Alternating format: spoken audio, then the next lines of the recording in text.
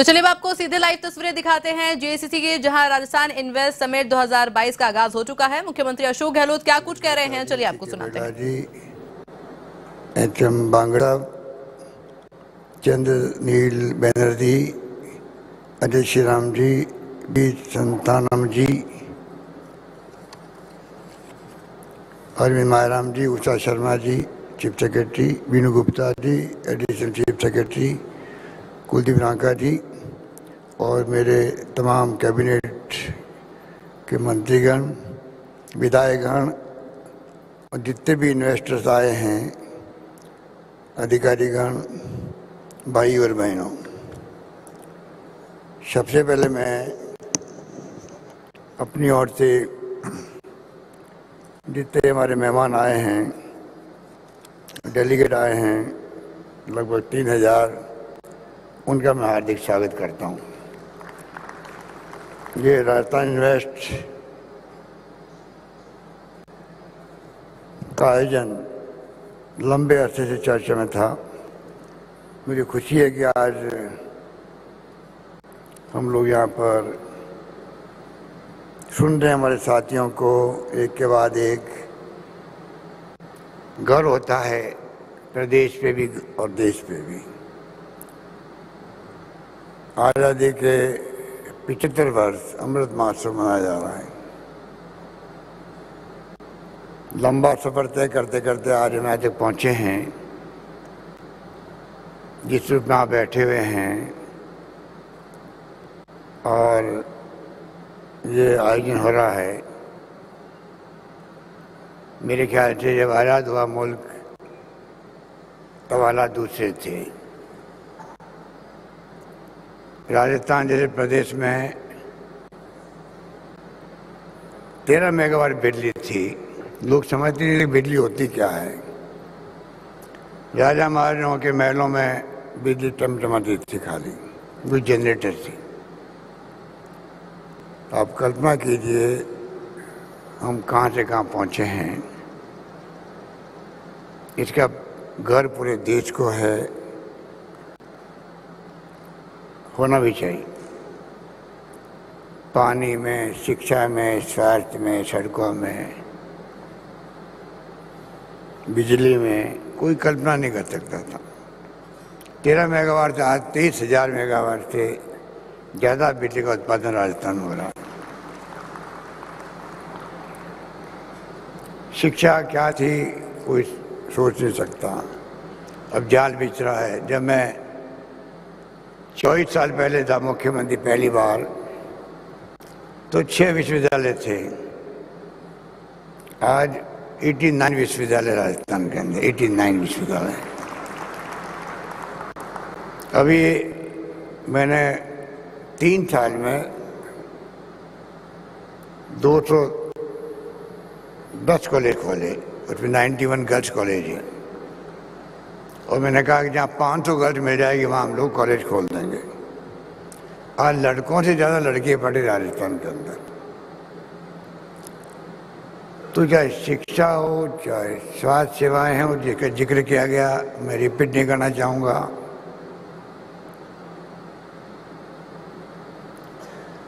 सरकार कुछ आगे आकर के शिक्षा को प्रोत्साहन दे रही है। विश्वविद्यालय, कॉलेजेस, अनुपत्ति के अंतर्गत कोचिंग फ्री बच्चों को, और साथ में अभी 200 छात्रों को दुनिया के किसी मुल्क में जाएंगे बच्चे, उनका पूरा खर्चा पड़ेगा सरकार उठाएगी। ये मैंने घोषणा करेगी बजट के अंदर। और मेरे ख्याल 160 बच्चे जा चुके हैं। तो कहने का तात्पर्य है कि हमने अमृत महोत्सव जो मनाया जा रहा है देश के अंदर, और ये आयोजन भी हो रहा है, हर क्षेत्र में हमने प्रगति की है। सड़कें शानदार राजस्थान के अंदर। इन्वेस्टर के लिए सोचने की बात है कि चाहे लेबर अनरेस्ट हो, यहाँ नहीं मिलेगी आपको। लॉ एंड ऑर्डर की स्थिति यहाँ ज़्यादा अच्छी है।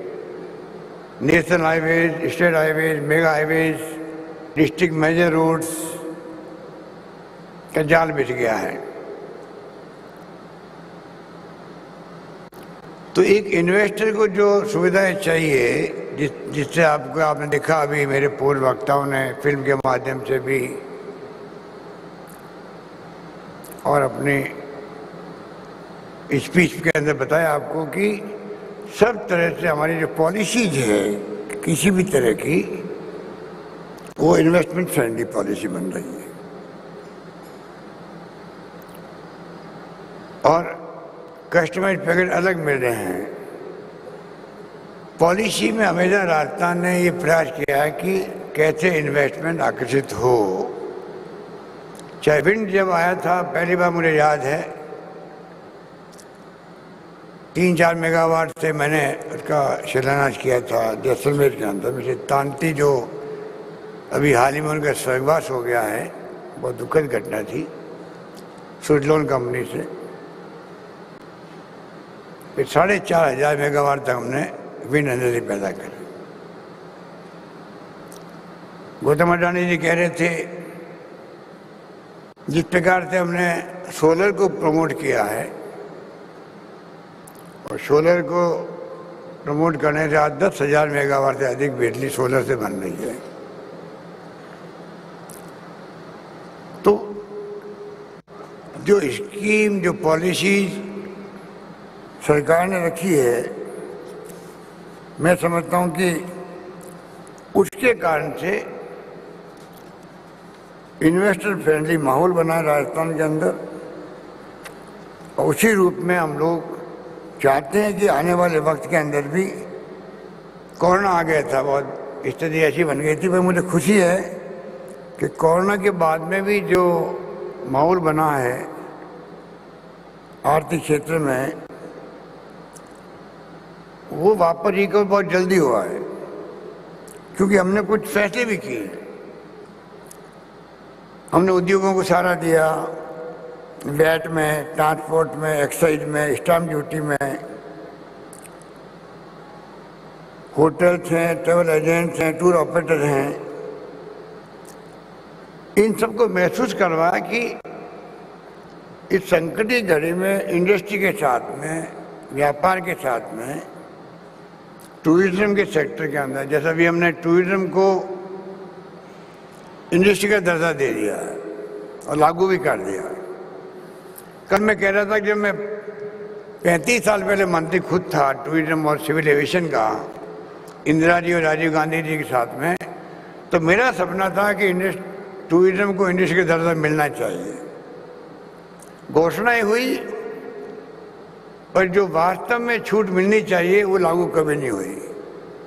संयुक्त लिखा था मेरे हाथ का, इसलिए हमने इस साल के बजट में हमने टूरिज्म को इंडस्ट्री का दर्जा दे दिया। और पूरा इंडस्ट्री जो टूरिज्म की है, वो तमाम इस बात को लेकर बहुत ही प्रभावित है। इस प्रकार से मैं समझता हूँ कि राजस्थान में CIA का जो साथ में सहयोग रहा, हमारे साथ में माहौल बनाने में बहुत बड़ी उपलब्धियां हासिल में हुई। सहयोग से CIA और राजस्थान सरकार का पिछले 25-30 साल से मैं समझता हूँ कि अच्छे संबंध रहे हैं। मैं भी बहुत प्रभावित हूँ। कल मैं गया था CIA के काउंसिल की मीटिंग के अंदर, तो मैं बहुत प्रभावित हुआ कि जिस प्रकार का माहौल मैंने देखा वहाँ, उन्हें जज्बा है काम करने का सरकार के साथ मिल के।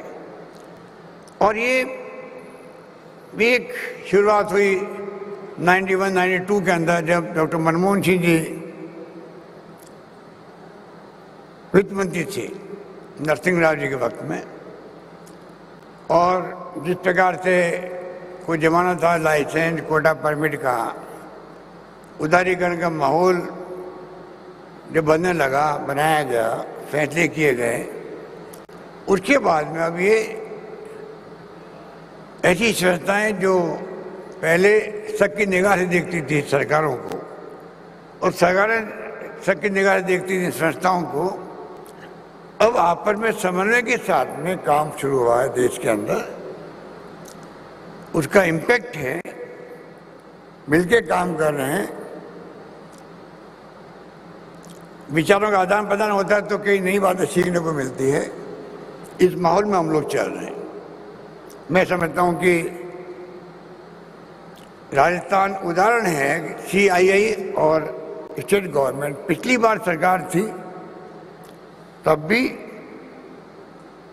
इसी प्रकार का माहौल था CII के साथ में। हमारी सरकार उसके पहले थी तब भी CII का समर्थन पूरा साथ रहा। तो एक नई शुरुआत जो हुई है, और राजस्थान में भी हम लोगों ने जिस रूप में पिछले 3 साल में काम किया है तो आपको जान के खुशी होगी। उसके कारण से 3 लाख करोड़ की जो स्टेट GDP है उसमें बढ़ोतरी हुई। एक प्रतीक है कि वो विकास का प्रतीक है राजस्थान के अंदर। 3 साल में कोरोना के बावजूद भी आप सबके सहयोग से जो 3 लाख करोड़ की GDP बढ़ी है और टोटल GDP का आकार अब जो है 12 लाख करोड़ हो गया है राजस्थान के अंदर। ये प्रतीक है कि विकास की तरफ आगे बढ़ रहे हैं। हैप्पीनेस इंडेक्स बढ़ा है राजस्थान के अंदर, पर कैपिटा इनकम बढ़ी है। ये तमाम पैरामीटर बताते हैं कि राजस्थान सरकार की जो नीतियां हैं इन्वेस्टमेंट के लिए, व्यापार के लिए, विकास के लिए, चाहे वो कोई सेक्टर हो, हम सही दिशा में जा रहे हैं। इसलिए इंडिकेटर हमारे सामने आए हैं। इसके अलावा हम लोग जो है कुछ बड़े फैसले भी हमने किए हैं। एक तो रिको की जो आज 50 साल रिको को बने हुए, उसका अपने एक स्थान है देश के अंदर। मैं समझता हूँ कि रिको की उपलब्धियाँ 50 साल में कम नहीं हुई है राजस्थान के अंदर, और वो आज देश के अग्रणी औद्योगिक संस्थानों में है। 390 तो खोल दिए, सब डिवीजन हेडक्वार्टर पर रिको की इकाइयाँ बन गई है, क्षेत्र बन गया औद्योगिक, और 147 में बनने जा रहे हैं।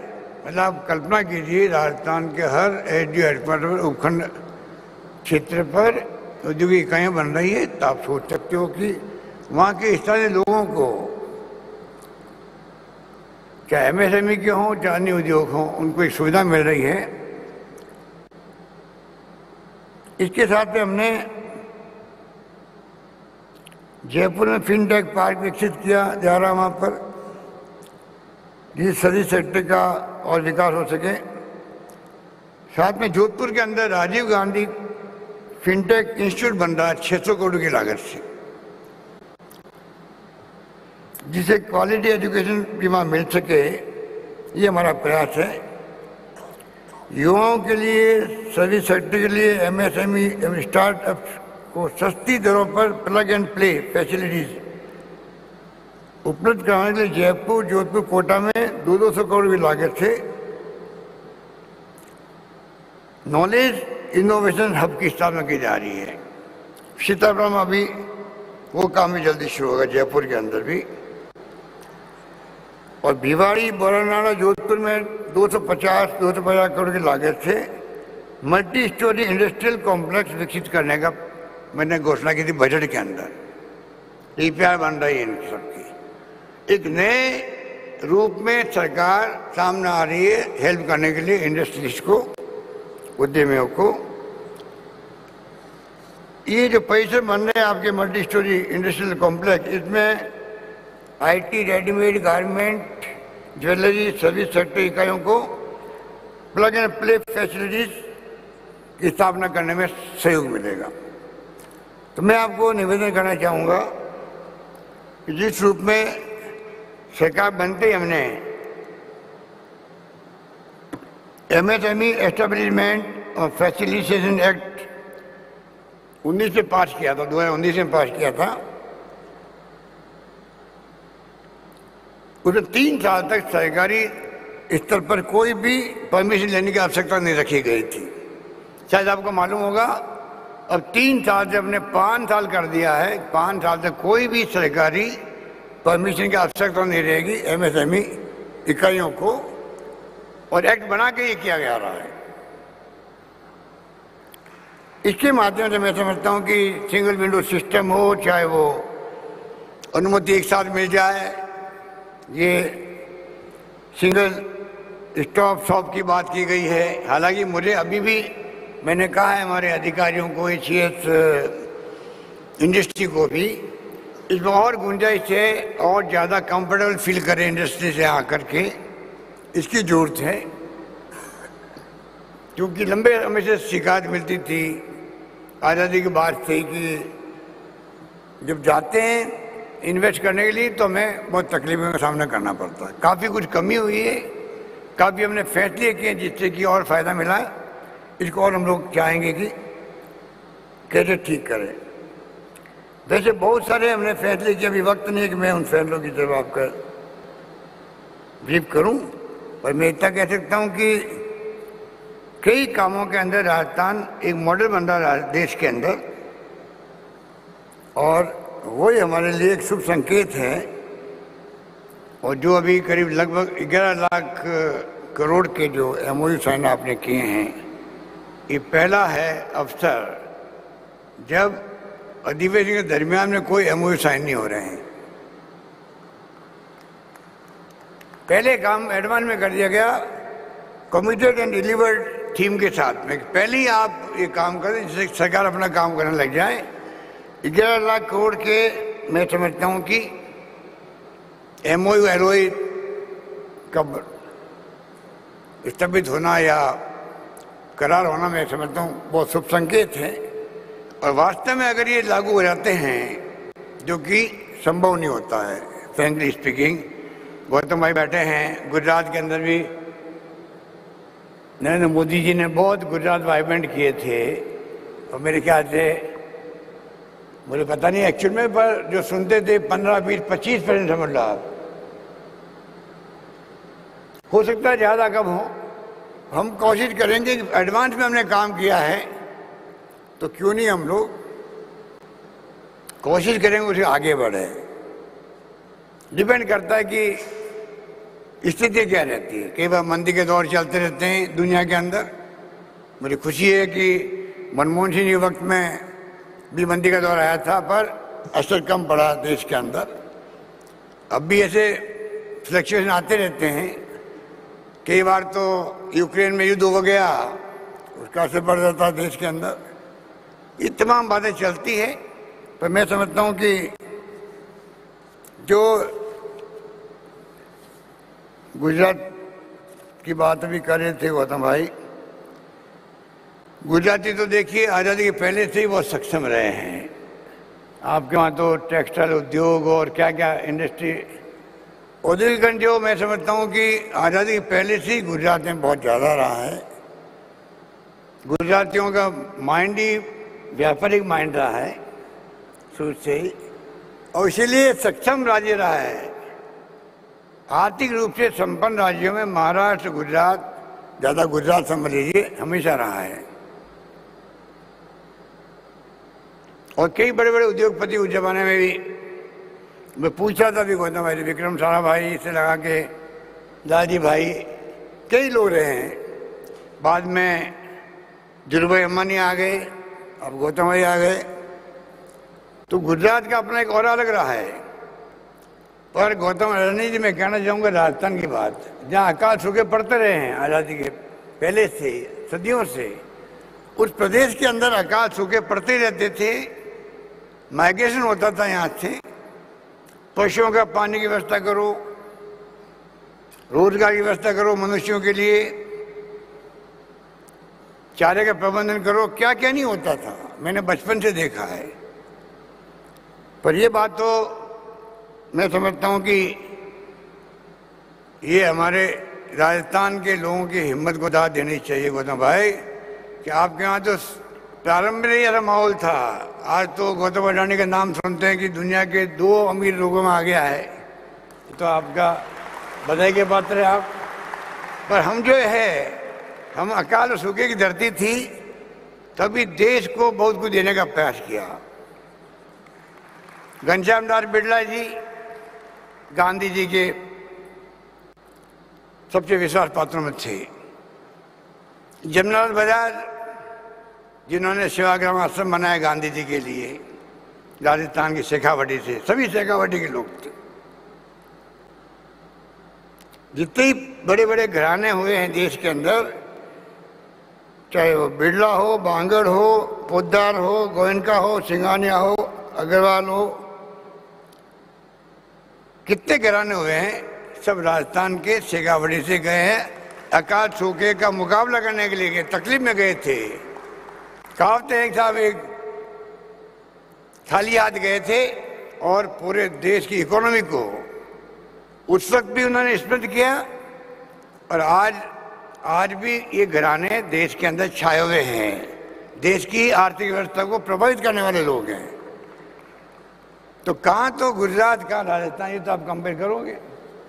इस प्रकार के हमारे लोगों ने सब कुछ किया है देश के लिए। और गांधी जी के वक्त में तो बजाज जमनालाल जी तो अखिल भारतीय कांग्रेस कमेटी के ट्रेजरर भी थे। आश्रम गांधी जी ने बनाया सेवाग्राम में, वर्धा के अंदर। उस वक्त की सोच अलग थी, वो जमाना अलग था। वो जमाना अब कहाँ रहा है, अब तो स्थिति बिल्कुल बदल गई है। आज ये मुबारक मौका, इसमें मैं समझता हूँ कि ये बात तो हुई है, पर साथ में सम्मान जो हम राजस्थान रत्न से कर रहे हैं, उसके पहले एक बात मैं कहना चाहूँगा कि अनिल अग्रवाल बैठे हुए हैं।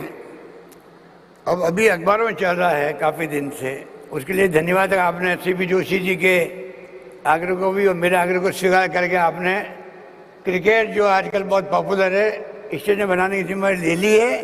उसके लिए आप धन्यवाद के पात्र राजस्थान प्रदेश वासियों की तरफ से।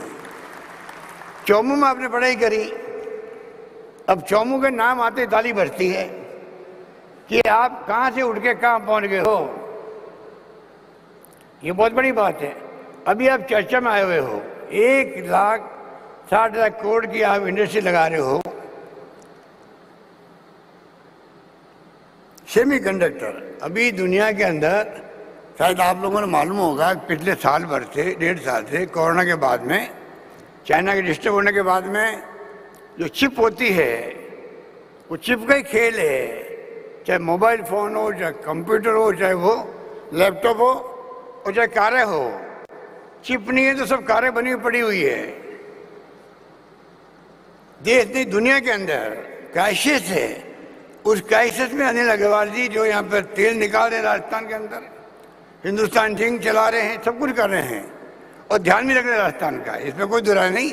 चिंता करते रहते हैं, राजस्थान में माइन से मिनरल की कमी नहीं है। उसका दोन कैसे हो साइंटिफिक तरीके से, ये इनकी सोच रहती है। जब कभी आते राजस्थान में नहीं चिंता करते हैं। पर ये जो फैक्ट्री आपने तय किया है सेमीकंडक्टर के नाम से, जहाँ चिप बनेगी, लैपटॉप बनेंगे, उसकी ग्लास बनेगी, ये बहुत बड़ा इन्वेस्टमेंट है। और अभी महाराष्ट्र में आंदोलन चल रहा है कि ये जो है अनिल अग्रवाल इसको शिफ्ट क्यों कर रहे गुजरात के अंदर। मैं कहना चाहूँगा, अगर महाराष्ट्र की गुजरात की झगड़ा है, इसको राजस्थान शिफ्ट कर दीजिए आप, तो झगड़ा मिट जाएगा। राजस्थान आपका अपना है, राजस्थान आपका अपना है। राजस्थान रत्न से आप सम्मानित होने जा रहे हैं, तो इस झगड़े को मिटाइए आप। तो काफ़ी अखबारबाजी हो चुकी है, पर बहुत बड़ा इन्वेस्टमेंट आप कर रहे हो। मैं आपको साधुवाद देता हूँ, इससे लोगों को रोजगार मिलेगा। पर साथ में जो चिप की जो है क्राइसिस, उसको मिटाने में आप बहुत बड़ी भागीदारी निभाएंगे, इस बात की मुझे बहुत खुशी है। अब हमारे जो है हमारी अपनी विभूति हैं, जिसमें यहाँ उपस्थित अनिल अग्रवाल जी सही है और एलन मित्तल आ नहीं पाए थे क्योंकि उनकी तबीयत कल रात को अचानक ही तकलीफ आ गई, तो उनका कल मैसेज आ गया था। पर साथ में अनिल अग्रवाल जी हो, चाहे हमारे RM लोढ़ा साहब हो, जो पहले राजस्थान के चीफ जस्टिस ऑफ इंडिया बने, CJI बने थे, जोधपुर से वो दलवीर भंडारी जी जो इंटरनेशनल कोर्ट ऑफ जस्टिस में जज हैं, और मालू साहब को आप जानते, वीणा के नाम से उन्होंने पूरी दुनिया के अंदर राजस्थानी को, राजस्थानी कल्चर को पहुंचाया है, लोकगीतों के माध्यम से भी। और चीन का निज़ाम जो अपना आप एक हस्ती है, बड़े शायर भी हैं, देश में दुनिया में जाते रहते हैं। तो सरकार ने तय किया है कि इन पांचों का जो है राजस्थान गवर्नमेंट की तरफ से राजस्थान रत्न पुरस्कार से सम्मानित किया जाए, आप सबकी तरफ से, पूरे प्रदेशवासियों की तरफ से। और ये सिलसिला आगे भी जारी रहेगा। और मैं समझता हूं कि ये सम्मान जो है हमेशा सम्मान करके समाज खुद सम्मानित होता है, क्योंकि प्रेरणा मिलती नौजवानों को भी कि हम भी क्या ज़िंदगी में काम करें जिससे कि हम सम्मान के पात्र हो सके। और मेरा मानना है कि ये परंपरा सदियों पुरानी है। हमेशा समाज सेवकों का, महापुरुषों का, सीमा पर जो शहीद होते हैं उनकी मूर्ति लगती है, उनका सम्मान होता है। ये हमारी महान परंपरा, हमारी संस्कृति का अंग है। मुझे खुशी है कि आज इन 5 हस्तियों को सरकार ने सम्मानित करने का तय किया है। उसके पहले भी जब हमारी गवर्नमेंट थी तब हमने कुछ हस्तियों को सम्मानित किया था, पर सरकार बदलने के साथ साथ में कई बार फैसले बदल जाते हैं। अभी हमने इस बार ऐसा पक्का इंतजाम कर रहे हैं, सरकार किसी की भी आए पर फैसले कायम रहे। क्योंकि मुझे कई बार दुख भी होता है, रिफाइनरी को लेके मैं बार बार बोलता रहता हूँ। रिफाइनरी 40,000 करोड़ का प्रोजेक्ट था, जो तेल निकालते हैं अनिल अग्रवाल जी, रिफाइन करने का SPCL के साथ में 5 साल डिले हो गया, सरकार बदल गई तो वो 40,000 करोड़ की रिफाइनरी 70,000 करोड़ की हो गई। 70,000 करोड़ की इन्वेस्टमेंट लगेगा। तो ये नहीं होना चाहिए। सरकारें बदले, हमारी सरकार आती है, हम कोई पुरानी सरकार के फैसले को नहीं बदलते हैं। समय किसी का इंतजार नहीं करता है। वसुंधरा जी के वक्त में ERCP की योजना बनी 13 जिलों के लिए पानी की, हम उनको चालू रख रहे हैं। आप सुनते होंगे, मुझे बार बार बोलता हूँ मैं प्रधानमंत्री के लिए, भाई आपने वादा किया था जयपुर में, अजमेर में राष्ट्रीय परियोजना बनाओ इसको। तो कई काम ऐसे जो कि हमारी सरकार चली गई, काम रुक गए। हमने तय कर रखा है हमारी सरकार रहे, हम बदलेंगे नहीं बल्कि उनको आगे बढ़ाएंगे। ये मेरी सोच है। ये मुबारक मौका है। खाली एक स्कीम की बात मैं करना चाहूँगा। वैसे कि स्कीम हमारी नवाचार हमने कर रखे देश के अंदर। प्रधानमंत्री जी को भी हम लिखते रहते हैं कि भाई ये नवाचार आप पूरे देश पे भी लागू करो। पर चिरंजी योजना जो बार बार जिसकी चर्चा होती है, दुनिया को घूमते रहते हैं। गौतम भाई और अनिल जी, CK बिरला साहब बैठे हैं, अजय श्रीराम जी बैठे हुए, सब लोग बैठे हुए हैं और बाकी हस्तियाँ बैठी हुई सारी। दुनिया को मालूम है कि दुनिया में सोशल सिक्योरिटी होती है, विकसित राष्ट्रों के अंदर भी। वक्त आ गया कि देश के अंदर भी हर व्यक्ति को सोशल सिक्योरिटी मिले। कोरोना के अंदर मैंने कहा था कोई भूखा नहीं सोएगा। ये बात मैं इसलिए कह रहा हूँ कि मुझे गर्व इस बात का है, कॉन्फिडेंस है कोरोना के अनुभव से कि राजस्थान सरकार कोई काम हाथ में लेगी जिसमें आज वाली इमेज भी शामिल है, इन्वेस्ट राजस्थान भी, उसमें हम कामयाब होंगे। क्योंकि पूरे प्रदेशवासियों को सहयोग मिलता हम लोगों को। हमने तमाम राजनीतिक पार्टियों को साथ लिया कोरोना के अंदर, तमाम धर्म गुरुओं को साथ लिया, तमाम NGO को एक्टिविस्ट को साथ लिया और तमाम जनता से अपील करी कोई भूखा नहीं सोना चाहिए। मुझे खुशी है कुछ माहौल के अंदर भीलवाड़ा मॉडल बन गया हमारा, शानदार फ्री इंतजाम हुए, इलाज हुए। एक व्यक्ति भी ऑक्सीजन की कमी से नहीं मर रहा है यहाँ पर राजस्थान के अंदर। दवाएं फ्री रखी हम लोगों ने, 40,000 के इंजेक्शन फ्री थे।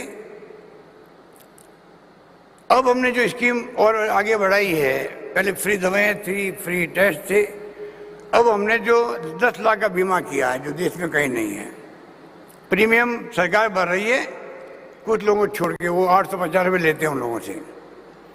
पर उसके कारण से जो आज इस स्कीम की शोहरत बढ़ रही है देश के अंदर, 10 लाख का बीमा, ऑर्गन ट्रांसप्लांट है तो अलग से खर्चा उसका सरकार देगी। इसके मायने है कि अगर आप 10 लाख में 4 लाख खर्च आपके हो गए, 6 लाख ही बचे हुए हैं, वो 6 लाख बचे रहेंगे आपके परिवार के।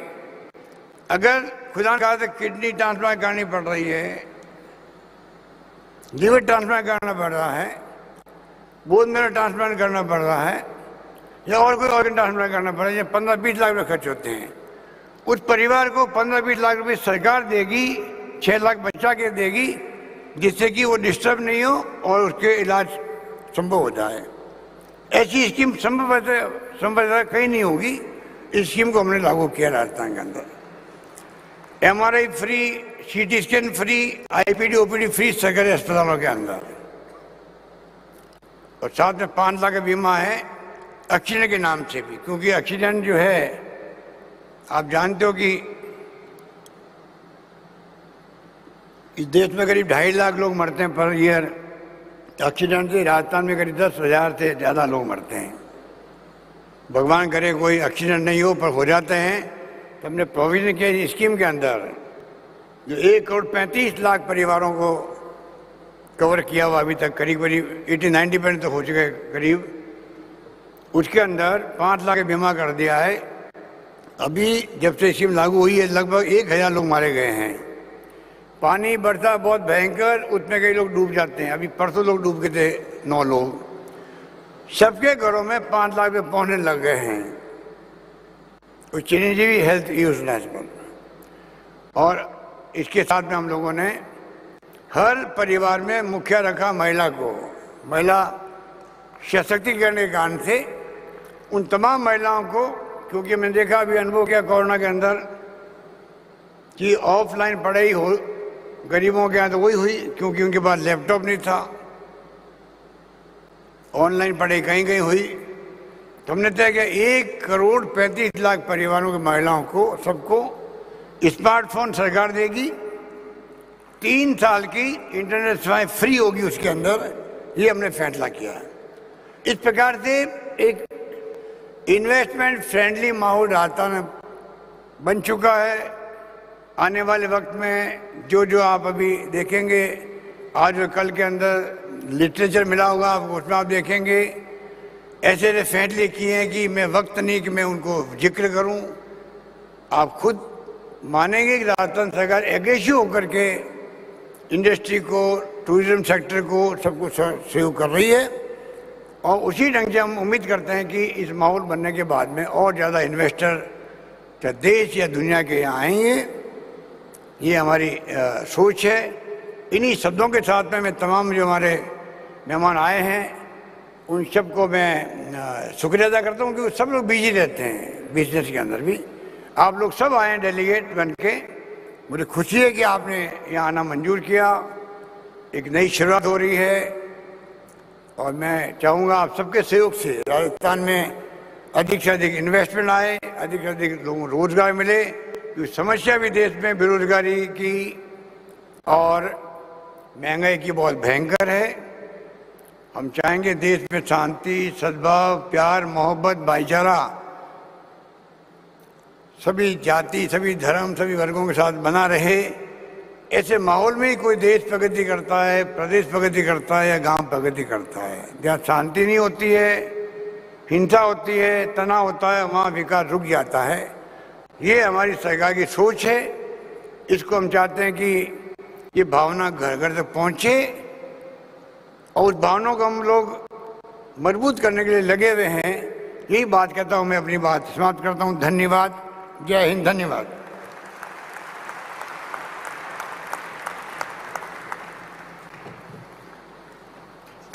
बहुत बहुत धन्यवाद माननीय मुख्यमंत्री जी, आपके उत्साहवर्धक संदेश के लिए। और सभी को साथ लेकर सद्भावना के भाव से, प्यार के भाव से आगे राजस्थान की उन्नति प्रगति की तरफ जो आपकी सोच है, मंशा है, वो हमारे साथ साझा करने की।